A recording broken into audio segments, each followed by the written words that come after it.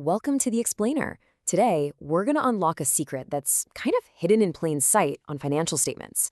And honestly, it could completely change how you value some of the biggest names in tech. So let's just start with a really big question. What if the official numbers you see, the ones in black and white, are actually telling you the wrong story, especially when it comes to really innovative companies? It's kind of hard to believe now, but if you looked at Amazon's financials 2 decades ago, you'd have seen a company that was just losing money year after year. A lot of people thought it was basically garbage. But ignoring it because of those losses, well, that meant missing out on one of the most legendary investments in history. And that brings us to this central puzzle. How could a company that looked so bad on paper be so incredibly valuable in reality? The answer, as it turns out, lies in a really old-school accounting rule. Here's the core issue. The accounting standards we all use today, they were designed for an industrial economy. Think factories, machines, physical stuff. They were never really built for an information economy of software and code. Okay, so let's dive into this mismatch with a simple analogy. Just imagine 2 different businesses. You've got a local pizza shop on one hand and a new software company on the other. So the pizza shop buys a big, fancy oven. Accounting looks at that and says, okay, that's an asset. It's an investment that's going to make pizzas for years, so its cost gets spread out over time. But when the software company pays its engineers to build its core code, which is basically its digital factory, accounting treats that whole cost as a current expense. It just wipes out reported profits in a single year. See the problem? So the really crucial point here is this. Research and development, or R&D, which is all about building future value, it gets incorrectly labeled as a current expense. And this one little rule makes the most innovative companies on the planet look way less profitable than they actually are. So what can we do about it? Well, as smart investors, we can actually, manually fix the financials ourselves to see the true picture hiding underneath. Let's walk through how that works. All right, here's a hypothetical tech company. Let's say it has 100 in revenue. It spends 30 on R&D to build its future products, and it's got 60 in other costs. So, according to traditional accounting, its profit is a pretty meager 10. Now, if you value this company at, say, 20 times its profit, you get a valuation of just 200. I mean, it doesn't look very impressive, does it? But here's how we fix it.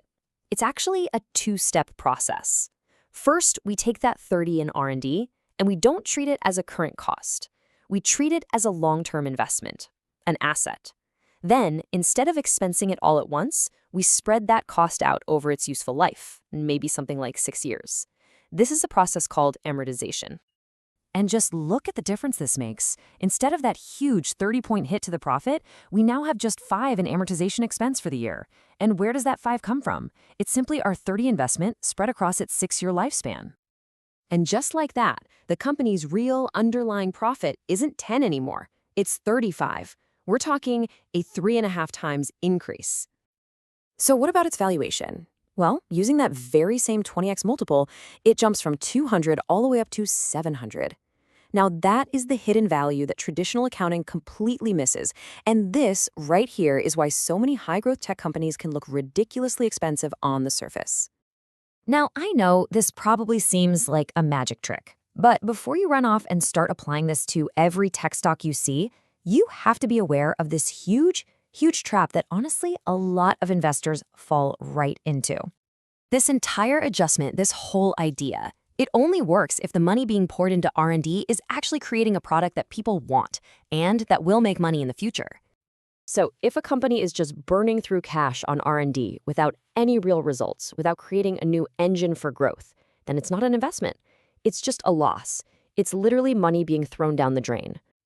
So how do you tell the difference? Well, you have to look for proof that the investment is actually working. You need to see things like strong revenue growth.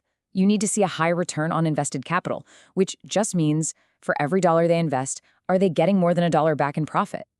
If that R&D spending isn't leading to real growth, then maybe the company is garbage and it's not the next Amazon. And all of this brings us to the final and I think the most important takeaway from this whole exercise. Look, as an investor, your job isn't just to analyze what a company did last year. Your job is to look past those historical numbers and see the potential a business is building for tomorrow.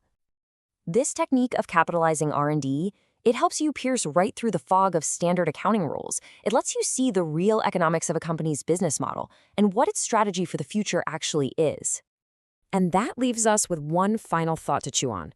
Armed with this new perspective, which of today's seemingly unprofitable tech companies, the ones that everybody's writing off, which one might just be building the future right under our noses?